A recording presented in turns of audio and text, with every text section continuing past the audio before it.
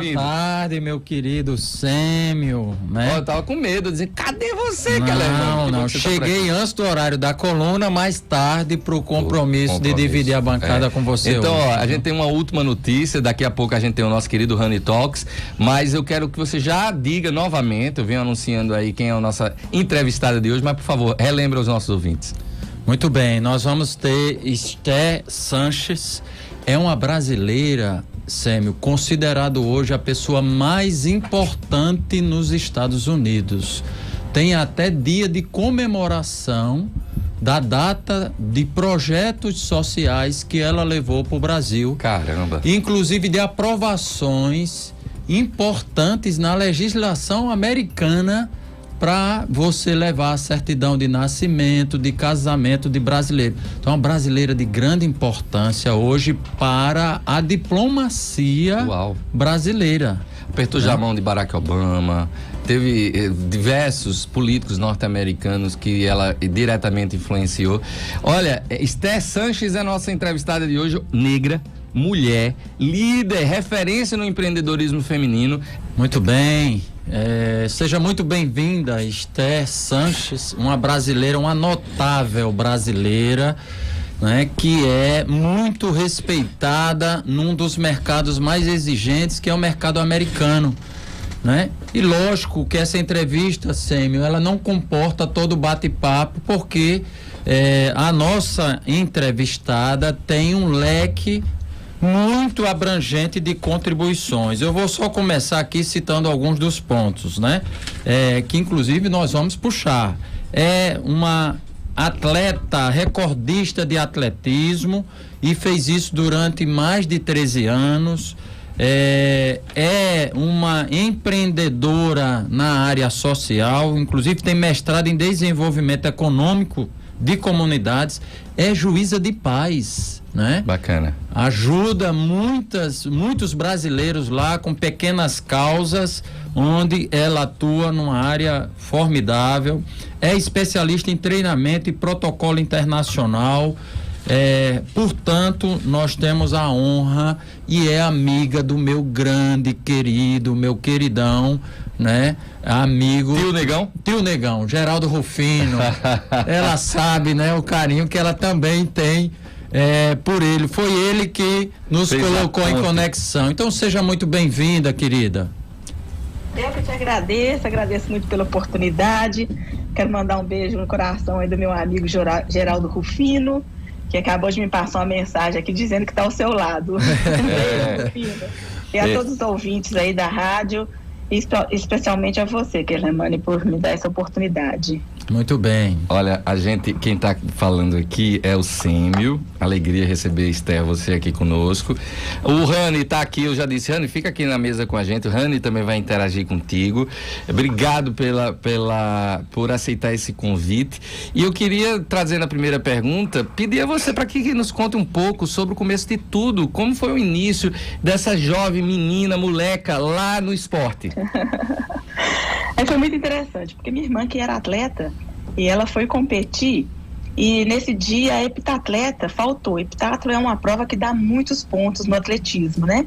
E o técnico falou, olha, essa menina tá sempre pulando por aí, quem sabe ela entra para tampar buraco, né? Tampei um buracão, bati o recorde mineiro, fui convidada para o brasileiro e nunca mais parei. Fui 13 anos recordista mineira. E a minha única concorrente era eu mesma, né? Então, cada vez que eu ia competir, eu tinha obrigação de me melhorar. E acabei levando isso para a vida inteira. Sêmio, e tem uma curiosidade, né? Isto é para poder treinar para as Olimpíadas de 1988, foi essa deixa que fez ela residir nos Estados Unidos. E tem uma história muito bonita, porque para ela residir lá, ela teve que começar de baixo. E tem muita gente que tem medo, né, de fazer uma trajetória, porque acha que isso é muito simples, não é do meu papel. E acho que Esther pode trazer para nós como foi o início, né, dessa carreira dela lá nos Estados Unidos. E é muito interessante porque eu fui criada num bairro simples, mas meu pai era líder. Então, assim, a gente não foi aquele pobre, miserável, né, financeiramente. Mamãe sempre teve empregadas, né? Papai tinha carros do ano.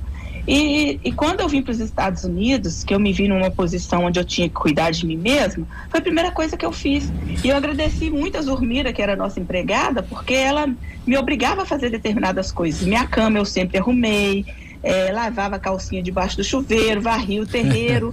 E eu dei muito graças a Deus pela Zurmira na minha vida, porque quando eu cheguei aqui, que eu tive que fazer faxina, eu lembrava disso tudo, e de tudo que ela fazia, né? Então eu fiz faxina por 3 anos, depois eu fui admitida na Universidade de Canary, que foi o mesmo ano que eu conheci o meu marido, mas nesse período, quando eu estava faxineira, porque eu nunca me coloquei como eu era faxineira, eu estava passando por um período, né? E isso que é muito importante na vida das pessoas, mesmo que seja um período ruim, é abençoar esse período, porque Deus sempre tem uma razão pela qual a gente está passando por alguns motivos, algumas situações, né?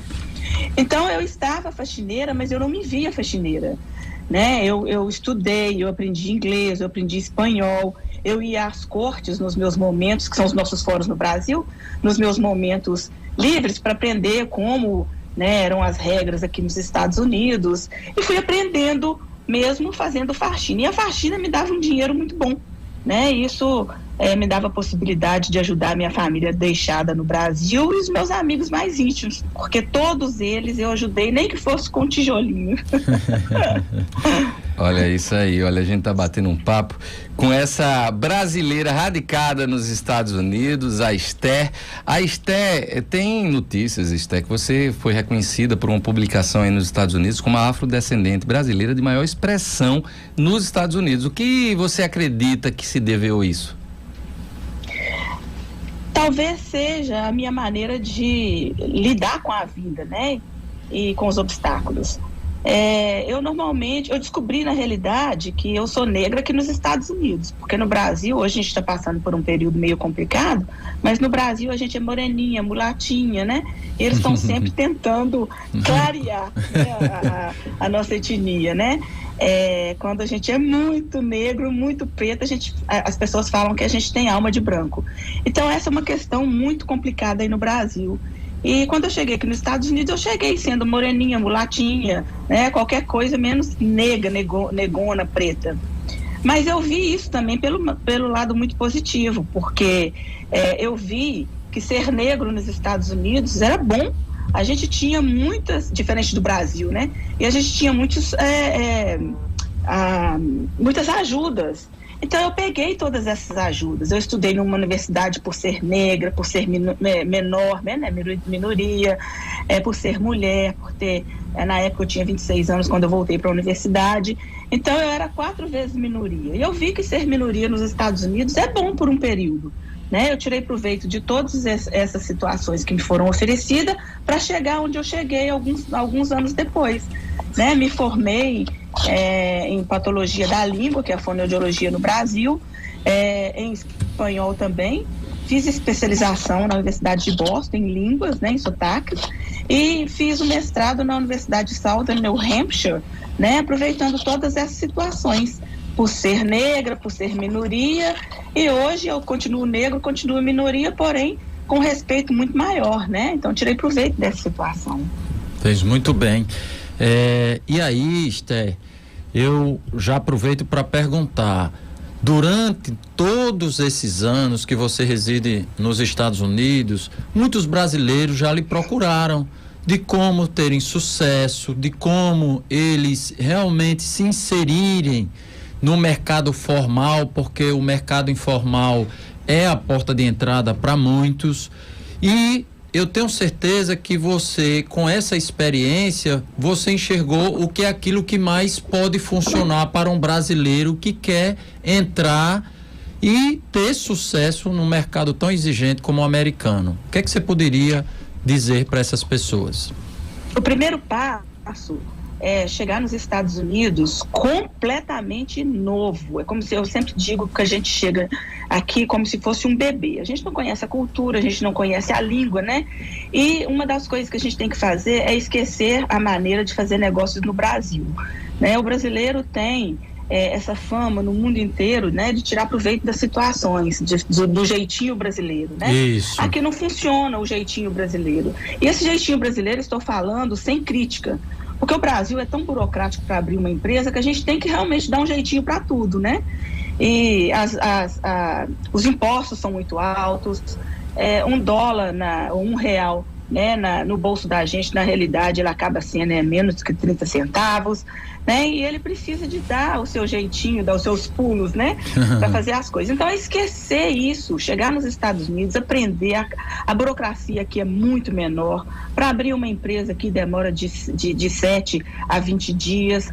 Quando você vai à secretária do Estado, que é onde a gente abre as empresas, a gente já sai lá com uma permissão, né, para começar a trabalhar no mesmo dia, né? E o certificado chega dentro de 7 a 20 dias. Então é muito mais fácil operar aqui. Legislação ajuda, as autoridades ajudam. Não se esqueça que estamos em um país capitalista, onde aqui o capital é que é importante, né? Então eles facilitam muito aqui. Primeiro passo, esquecer o jeitinho brasileiro, esquecer como que as empresas brasileiras funcionam no Brasil. Ótimo. Aprender aqui, né, como que as coisas acontecem, fazer um planejamento financeiro, gente, isso é muito importante. Normalmente eu vejo as pessoas no Brasil abrindo seus negócios sem fazer um planejamento financeiro e querer o resultado imediato. A gente precisa de fazer também um planejamento de como estará a nossa empresa dentro de 1 ano, 3 anos e 5 anos. Perfeito. Né? Para que ela se perpetue. Isso. O Honey Talks tem pergunta para você. Oi, Esther, tudo bem? Boa tarde, prazer falar contigo. Queria te fazer... Boa tarde. Queria te fazer uma pergunta sobre o primeiro passo. Eu, que quero ir para os Estados Unidos, qual o primeiro passo que você indica, que você recomenda? Eu quero ir para os Estados Unidos, eu quero me mudar, eu quero buscar trabalho, eu quero empreender. Qual o primeiro passo para as pessoas tangibilizarem mais? Que a gente fala de planos grandes, mas às vezes o primeiro passo fica meio obscuro. Depende, né? Se você vem como turista para ficar aqui documentado, se você vem como empresário, já chegando e abrindo sua empresa, se você quer um visto de investimento, que nós temos vários, nós temos o visto EB5, né? Que você faz um investimento de $500 mil. Você tem um investimento maior de $1 milhão, que você já consegue a documentação, né? O green card, dentro de 3 anos você consegue até a sua cidadania. Se você quer vir como um artista, né? Então depende da sua situação. Qual que é a sua situação específica? A ideia, eu estou pensando nos ouvintes que estão buscando um primeiro trabalho. Comum, né? Uma pessoa mais comum, o brasileiro médio, vamos falar assim, que está indo buscando uma oportunidade de trabalho. Esse brasileiro médio está entrando aqui em massa, né? Inclusive pelas fronteiras. Outro dia saiu aqui no nosso jornal local, um comentário feito pelo senador, que hoje o brasileiro está vindo pelas fronteiras usando bolsa da Gucci, né? Inclusive o embaixador do Brasil, senhor Nestor Foster, ficou muito ofendido com isso. Saiu inclusive hoje aqui no New York Times uma matéria em relação a isso. Então, hoje o brasileiro está entrando aqui pelas fronteiras, ou mesmo com visto, está vindo para ficar, né? E isso é meio complicado, eu na minha situação, falar, porque eu não posso admitir que isso aconteça, né? Que esses brasileiros corram esse risco. Correto. E também que fiquem aqui nos Estados Unidos indocumentados, né? Muitos estão, nós temos aqui 12 milhões de indocumentados nesse país, né? Mas isso é uma decisão que eles fazem. Como eu posso te orientar como empresário, como o empresário pode chegar aqui, abrir uma empresa, é muito bem-vindo. Tem, assim, várias maneiras que o próprio governo, né, dá incentivos, né, para que essas pessoas possam abrir suas empresas aqui, a começar pelo visto EB5, né? Então vamos falar um pouquinho de EB5. Deixa eu também me apresentar um pouco para você. Eu morei nos Estados Unidos, eu sou consultor empresarial como professor Kellerman e eu morei na Flórida. Inclusive você tá, eu tô vendo pela tua janela aí por trás que não tá quentinho como aqui em Natal. Parece tá bem frio agora. Você tá falando de onde? Eu tô em Connecticut e aqui agora é outono, né? O outono é bem frio também. Mas é uma terra linda. Pois bem, e aí eu tenho familiaridade com alguns desses temas, porque ao retornar para o Brasil, como advogado, eu tenho ajudado muito empresário que quer abrir empresa aí. Por isso que quando o Kellerman sugeriu o teu nome, eu amei, porque a gente vai ter como trocar aqui algumas informações. Por exemplo, EB5, EB5, o que é esse visto? É um visto de investidores. Esse visto, ele te permite investir, acredito que tenha mudado, porque o Congresso estava para mudar o valor. $500 mil, você investe em alguma empresa aqui que dê possibilidade para criar, né, emprego para no mínimo 10 americanos. Então você faz esse investimento, dentro de 3 anos você já consegue o seu green card, né? E dentro de 5 anos você consegue a sua cidadania. Precisa de arrumar um advogado, né, que seja especialista nisso e que você possa fazer isso. Temos também o visto L1, que é um visto de investimento também um pouco menor. Eu conheço uma advogada que já fez até com $80 mil. Você vem com a sua família, depois de aplicar, você pode trabalhar, você deve trabalhar nessa empresa e pode morar e deve morar aqui nos Estados Unidos. E você tem que dar oportunidade de trabalho pelo menos para 4 pessoas. Né? Tem também um investimento dentro do EB5 que é de $1 milhão. Né? Você vem, de qualquer maneira, você tem que morar nos Estados Unidos por pelo menos 6 meses, dando essa oportunidade de trabalho. Então, assim, são muitos requerimentos, né, dentro desses vistos, mas com um bom advogado, você pode conseguir tudo muito mais fácil. Bacana. Professor Kellermann. Muito bem. E dentro desses vistos, pelo que eu tenho acompanhado, tem crescido o número de brasileiros que agora estão procurando essas opções, que lá atrás, até mesmo com a ideia de abrir empresa, eles não ingressavam nesse formato. Mas agora com essas regras mais estabilizadas, né? Com o advento das redes sociais, que também passaram a divulgar melhor e verem que isso não era uma coisa de outro mundo. Então já tem muito empresário brasileiro, pequeno empresário, Sêmio. Não são os grandes empresários não, que conseguem juntar, né, um pouco de caixa, de resultado ao longo de muitos anos, sem fato. Dúvida. Ele abre consegue, lá. abre e começa a dar esses pequenos passos com no seu negócio, que pode ser um salão, né, de beleza, como já tem muitos brasileiros. Tem que gerar emprego para americanos. Agora é aí o ponto, Sêmio, da pergunta, né? Que olha o que é uma cultura de pleno emprego. Você vê o seguinte, o americano é uma nação que recebe muito bem as pessoas do mundo inteiro. Sempre foi assim, sempre. Mas eles não abrem mão de incluir a sua nação, seja em que for essa gratuidade que aparentemente é de receber outras nações, né? E eu gostaria que em termos de cultura, o que é que isso tem de impacto na economia, né? E o que, na sua visão que está aí, o Brasil poderia fazer diferente? Muito boa pergunta, Esther. Então, o impacto na economia de ter essa diversidade cultural. Mas a gente tem que ir para o intervalo, Esther, então eu vou segurar. E segura aí que Esther vai responder isso logo depois do intervalo comercial. O professor Kellermann deixou uma pergunta antes de irmos para o intervalo. Qual foi, professor? A pergunta foi: o americano sempre passou essa boa impressão de ser uma nação que recebe todas as outras nações muito bem. Mas tem um traço na cultura que fez com que eles crescessem muito, que eu dou oportunidade, mas você precisa gerar emprego aqui, dar oportunidade para quem é americano, eles não abrem mão disso. E com isso, levar a nação a várias situações de pleno emprego. Então minha pergunta para a Esther ela que está aí, observando esse traço cultural, que não é só nesse aspecto, né, Esther? Também são em várias outras frentes. O que é que nós, como brasileiros, poderíamos aprender com esse traço cultural e melhorar a nossa vida aqui num país tão extraordinário como o nosso? Eu quero adicionar que o americano, ele não somente recebe, mas também dá oportunidades. Isso. Independente do seu status migratório aqui, né, você tem saúde de qualidade, educação de qualidade, então é só para adicionar isso aí. Quanto ao lado empresarial, a dar oportunidade, né, para o seu próprio povo, é que ele prioriza, o americano prioriza. Aqui é tudo diferente do Brasil, o nosso SUS é muito melhor do que o do Brasil, educação, inclusive a educação, eu acho que a nossa educação é muito melhor do que a do Brasil, mas aqui é tudo priorizado para o americano.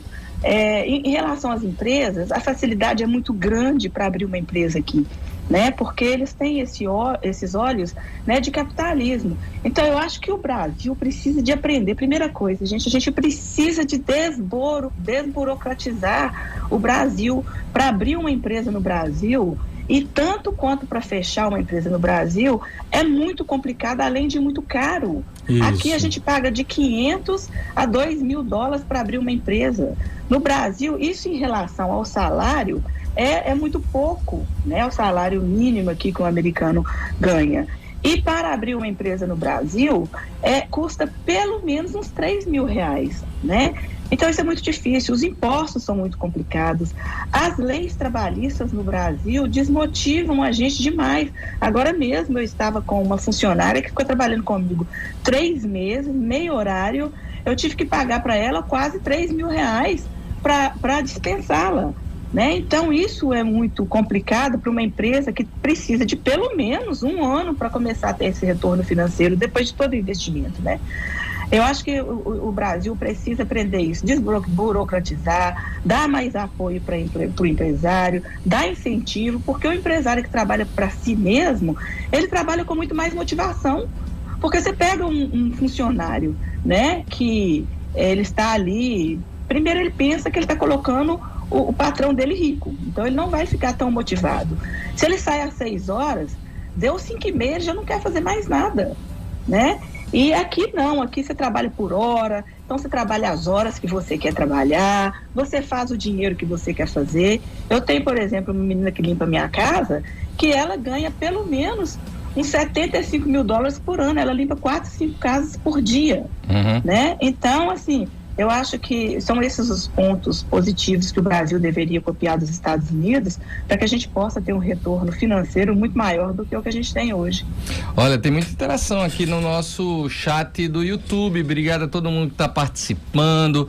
O Renz Thomas está aqui, a Ana Araújo, elogiando, admirável, que trajetória bonita. Esté Sanches é uma inspiração, tem uma história de vida maravilhosa. É o Leonício que fala. O grande Ives Mendonça tá aqui também, grande amigo. Abraço pra você, Ives. Ives tá dizendo assim, gente, vamos curtir o programa aí. Mete o polegarzinho pra cima. Obrigado, Ives, por lembrar, inclusive a mim pra pedir. Bota aí o polegarzinho pra cima. Tem até pergunta em inglês do nosso querido ouvinte, ABM English and Spanish. Fez pergunta em inglês aqui.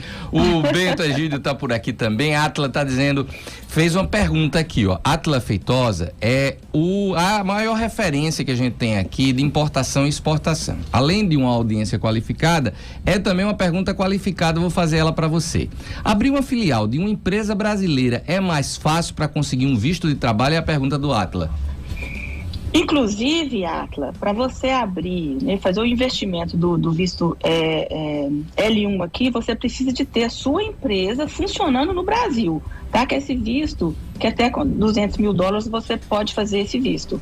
Então fica muito mais fácil, você abre daí mesmo do Brasil, você não precisa estar presente aqui, tá? Você tem que ter um endereço fixo aqui, normalmente as pessoas utilizam o endereço de um amigo, né? Você tem que abrir uma conta bancária e você pode administrar a sua empresa aí do Brasil mesmo, tá? Então depende de qual tipo de empresa que você quer abrir, né? E qual o valor que você quer investir, e é fácil sim, é muito fácil, inclusive o país dá oportunidade para essas pessoas que querem fazer investimentos aqui. Bacana.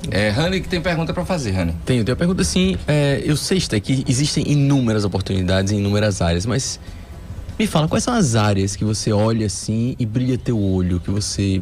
Para empreender. Rani, então eu vou pedir licença, porque essa pergunta também de um ouvinte, Ana Ferreira, que vai na mesma linha. Quais os negócios que são mais promissores para esse pequeno empreendedor que está entrando? Né? Então deixa eu fazer o seguinte, deixa eu pedir licença também, porque eu seguro a audiência, porque eu tenho que chamar o último intervalo comercial, porque eu me esqueci, gente, eu estava empolgado conversando. Então vamos para o último intervalo, na volta a gente fica até o final com Esté Sanches, nossa entrevistada de hoje, inclusive acompanha ela lá, procura lá no Instagram, Esté Sanches com S, Brasil, Esté Sanches Brasil. Vamos para o rápido intervalo, voltamos com ela. De volta, bate-papo hoje de Líderes em Ação, é com a liderança brasileira lá nos Estados Unidos. Ela é a única juíza de paz brasileira naquele país. Olha, eu tive lá no Instagram dela, a mulher já conheceu o Barack Obama, tem foto com nosso querido Geraldo Rufino, a mulher poderosa, viu? Mulher poderosa. Teve com a Hillary Clinton, minha querida Hillary Clinton, a mão dela eu já apertei, viu? A mão dela é a única que eu apertei igual a essa, e a de Geraldo Rufino. Pronto, os dois aqui que a gente divide esse aperto de Simão. Mas eu tenho um recadinho antes de trazer para ela responder a pergunta que a gente deixou no outro bloco. Seja qual for o seu destino, passagem aérea, hospedagem, seguro viagem, roteiro e assessoria completa, eu não arrisco. Resolvo tudo com a Aerotour. Com mais de 50 anos no mercado, a Aerotour une tradição e modernidade. Quando eu preciso comprar uma passagem aérea e estou sem tempo, compro rápido e fácil na Aerotournet. Hospedagem, pacote completo, também encontro por lá com ótimos preços. Só acessar aerotour.com.br. Já para aquela viagem que é a realização de um sonho, eu não dispenso uma ida até a agência, que fica ali na Rua Pudi, 583, no Tirol. Porque afinal, planejar a viagem também é uma delícia. E lá eu encontro conforto, segurança e excelente atendimento. Saio de lá com passagem aérea, hospedagem, seguro, passeios, sugestões de restaurantes, roteiro do dia a dia e todas as informações que eu preciso saber antes de embarcar. E olha só, não é só viagem a lazer não, viu? Lá na Aerotour também resolvo todos os detalhes das minhas viagens a negócios. E é claro que já estou planejando a próxima viagem. Vocês dois fizeram uma pergunta. Eu vou dizer, Rani, faça de novo a sua para prestigiar a Rani. Isso. Qual foi a pergunta que vocês dois juntaram numa pergunta só? A gente começou perguntando quais são as áreas mais promissoras, como eu que estou querendo empreender, para onde é que eu vou, onde é que eu olho, o que está bombando aí nos Estados Unidos. O pequeno empreendedor. Exatamente, principalmente o pequeno Que é a empreendedor. pergunta também de Ana Ferreira. Isso aí. Bom, gente, empreendimento é sempre empreendimento e você tem que levar muito a sério. Afinal de contas, você está colocando seu dinheiro, você quer retorno nisso, né? Nós temos aqui nos Estados Unidos empresas de todos os níveis. Nós temos aqui Havaianas, nós temos aqui a Tramontina, nós temos várias pequenas empresas até de construção, de faxina, temos muitas coisas relacionadas à tecnologia, depende da sua área. Empreender aqui nos Estados Unidos é como o solo fértil do Brasil, que você joga, dá um resultado bom. Entende? Mas para isso você precisa de cuidar, você precisa de estar junto, você precisa de evoluir com a tecnologia, com as mudanças, né, do tempo. Então, independente do que seja a sua empresa, se você trouxer ela para os Estados Unidos, você se empenhar, você doar mais do seu tempo, porque nós temos um tempo limitado de trabalhar no Brasil, mas quem quer realmente ser um grande sucesso como o Geraldo Rufino não tem hora de dormir, não tem hora de levantar, e ele tem os momentos dele com a família e tem os seus momentos também para se cuidar. Então a gente precisa de estar aí, né, voltado a isso, porque no Brasil também você tem condições de ser muito bem sucedido a partir do momento que você doa o seu tempo para aquilo que você quer que seja um sucesso. Né? Eu sempre dizia, quando eu fui atleta, o técnico me mandava fazer 100 abdominais, eu fazia 500.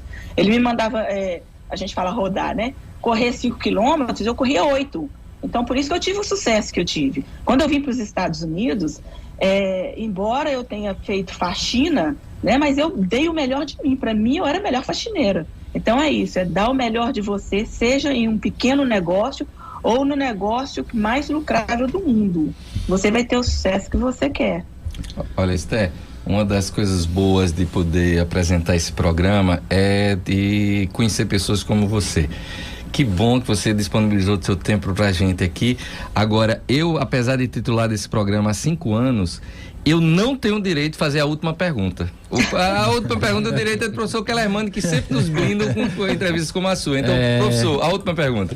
Com certeza, Sêmio. Para mim é uma alegria. Eu acho que essa última pergunta, ela fecha mesmo e é a cereja do bolo. Porque é o seguinte, como juíza de paz, com a experiência extraordinária, você vê a capacidade, né, de se comunicar, a leveza, a sutileza que Esther tem, e eu tenho certeza que ela tem muito sucesso nesse papel. Nós estamos num momento no Brasil que não é de hoje, tá, Esther? Já vem de um tempo, pelo menos nos últimos 8 anos, de muita polaridade. Então nós estamos perdendo a possibilidade aqui de entrarmos em uma evolução, porque há muita divisão. E esquecendo o lado político, que nem vale a pena entrarmos, né? Como pessoa, você tem contribuído para o consenso, para o entendimento, para a direção de se encontrar a solução, independente das visões divergentes, né? Nesse campo que também o ouvinte está passando por isso, às vezes dentro da sua própria casa, com conflitos com filhos, né? No seu relacionamento, na sua empresa, o que é que você pode trazer como juíza de paz de experiência para colocar, né, como uma dica importante para este ouvinte? Olha, eu vou dar um exemplo de semana passada. Eu fui ao Brasil, eu estava com 18 dias, eu tinha feito uma cirurgia, uma histerectomia. Foi uma cirurgia de 7 horas, normalmente dura 2 horas e meia, mas eu fiz questão, meu médico me liberou, eu fiz questão de ir ao Brasil para homenagear os profissionais da área de saúde e de todas as outras áreas que trabalharam na pandemia, porque se fala somente do negativo no Brasil, do número de mortos. Minas Gerais, por exemplo, teve 98% das pessoas infectadas que conseguiram sobreviver por causa desses profissionais, que foi o bombeiro, a vigilância sanitária, os médicos que ficaram ali envelopados, né? 24 horas, às vezes, por dia, tentando salvar vidas. E eu disse, salvar a vida de uma pessoa que você ama, e mesmo que você seja remunerado para isso, é uma coisa, mas salvar a vida de um estranho, ainda colocando a sua vida em risco, isso me arrepia. Então a gente precisa de olhar o lado positivo da vida, o lado positivo das coisas. Tudo na mídia dissemina muito mais rápido se é negativo. Isso. Se derruba as pessoas, se desmotiva as pessoas. Então a gente precisa de um Brasil que traga as pessoas para perto da gente, que tenha mais amor, que tenha mais solidariedade, embora hoje as pessoas façam uma solidariedade de maneira completamente diferente do que deve ser, né? Logicamente, o que a mão direita dá, a mão esquerda tem que saber sim, sabe? Mas a gente precisa de saber como que essa mão esquerda a direita vai saber, né? Para que a gente não possa colocar outras pessoas, principalmente em situação de vergonha, né? Você vai ali, ajuda com uma cesta básica, mas sai falando para todo mundo, e aquela pessoa ali que está passando por esse período, né? Ela fica com vergonha. Então não é desse jeito que a gente tem que fazer a solidariedade. Então eu acho que a gente precisa de se preocupar mais com o irmão da gente que está do lado. A gente não está preocupado com isso, né? A gente precisa de amar mais, porque só o amor transforma. Isso. Esse é o segredo, amar mais, porque só o amor transforma. Você amando, você deixa de ser negativo e passa a ser positivo. Bacana, não poderíamos acabar de melhor forma. Esther, obrigado demais pela tua disponibilidade de bater um papo conosco. Nossa convidada de hoje, essa brasileira maravilhosa, uma mineira que radicada hoje nos Estados Unidos, Esther Sanches. Esther, obrigado, queria deixar os microfones abertos para suas saudações finais por hoje aos nossos ouvintes. Muito bem. Um beijo no coração de cada um de vocês, especialmente meu amigo Geraldo Rufino aí, que proporcionou essa oportunidade, tá? Que Deus abençoe todo mundo, a todos vocês e principalmente o Brasil. Porque, gente, se com Deus tá difícil, não desiste dele, não. Sem ele é impossível. É isso. Olha, a nossa querida produtora do programa, Suelen, que fez aqui estudou sobre você, fez várias perguntas. Ela encerrou aqui com uma frase e que ela diz assim: se Deus é por nós, quem será contra nós? Eu acho que premia muito a tua fala. É verdade. Obrigado, Esther. Valeu, beijão. Um abraço grande, Esther. Valeu. Tchau, tchau. Meninos, eu tenho que me despedir de vocês. Rani, não, é só no ar, né? Porque a gente vai almoçar juntos hoje, mas professor Kellermann, obrigado por mais uma quarta-feira enriquecida com essas entrevistas super bacanas. Muito bem. Eu já até lhe perdoei por ter atrasado hoje. Olha aí, muito bem. Só tirando casquinha. Eu acho que são exemplos como esse sempre, porque às vezes a gente imagina, quando fala em líder, já no empresário de $1 milhão de faturamento. Da unicórnio. E você tem o pequeno empreendedor, o caso disso tem uma empreendedora social que tem contribuído. Você sabia que ela faz ações no mundo inteiro, né? Em Singapura, faz... Aqui no Brasil? No Brasil. Ela atua em vários países. Então, ela também faz esse trabalho, mas de uma forma muito estruturada. Então, tem espaço para todo mundo, Sérgio. Agora, tem que fazer o bem da forma certa, com humildade, mas tem uma palavra que hoje eu deixo como cravada para quem quer ter sucesso na vida. Trabalho. É isso aí. Você ouviu isso, né? É isso aí. Olha, eu queria dedicar o programa de hoje aos meninos, os empreendedores jovens do Nexa RN. O Nexa, gente, é a confraria que reúne os Achievers, que são os ex-alunos do Junior Achievement. Muito bem. Você já foi professor do Junior Achievement? Não, mas admiro muito esse trabalho. Tem que ser. Eu já fui professor. Já foi? Eu já fui. Um achiever ou um conselheiro? Eu passei. É o. Como é que chama? Não é conselheiro, é um advisor. Foi advisor. Você foi advisor, que bacana. Eu estive dentro da sala de aula, pude compartilhar um pouquinho da minha experiência. Que bacana. Empreendedorismo. Eu já fui diretor de voluntariado. Não Olha sou mais, aí. não sou ele convocar no ar. Hoje tá muito online, nem eu entendo direito como é que tá, mas é um trabalho maravilhoso. Verdade. Ontem eu tive a honra de palestrar falando sobre empreendedorismo, porque essa é a Semana Nacional do Empreendedorismo. Olha. E ontem eles tiveram um encontro comigo, umas 2 horas a gente passou batendo papo lá. Fiquei de mandar um beijo pra eles e Jaqueline tá mandando desligar o microfone. Tchau, Jaque, até amanhã, fiquem com Deus. Amanhã é imperdível, 2 queridos amigos de infância meu, um sucesso maravilhoso ai meu Deus, não sei nem onde ele mora, Singapura, um cientista da computação. Quem Eita, conhece ele danado. pelo apelido, eu não vou dizer o apelido dele no ar, porque senão agora ele não. diz o meu. Mas Deus. Carlos Queiroz amanhã, ele que é cientista da computação, vai falar sobre criptomoedas. Bom demais. Direto lá de Singapura. E a gente vai receber aqui, esse é natalense da Gema, médico aqui no nosso estado, uma liderança do setor. A gente vai estar com o professor doutor Zé Hipólito Dantas, amanhã imperdível. Contamos com sua participação, meu caro ouvinte, até lá.